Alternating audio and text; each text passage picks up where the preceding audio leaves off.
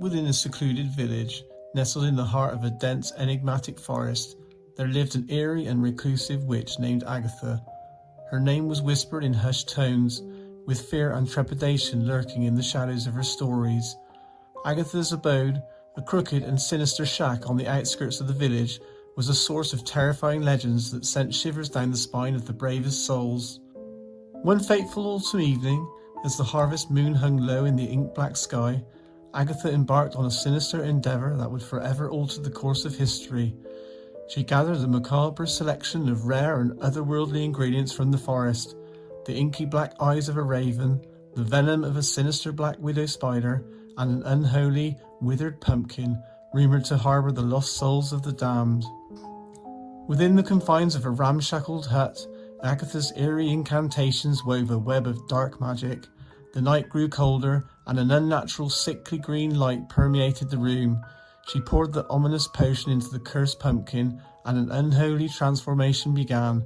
The pumpkin writhed and twisted, emitting tormented, soul-wrenching cries that seemed to echo through the very fabric of existence.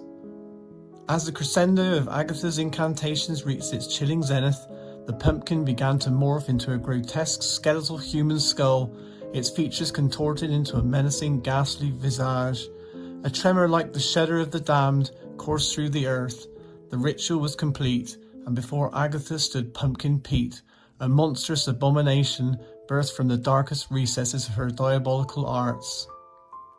Pumpkin Pete's fiery eyes blazed with a sinister fire as they locked onto Agatha's own, and she realised that she had brought forth a creature of boundless malevolence.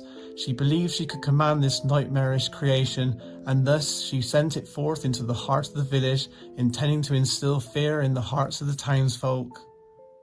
But Pumpkin Pete was no pawn to be controlled. With a wicked, malevolent mind all of its own, it roamed the village, spreading terror far and wide.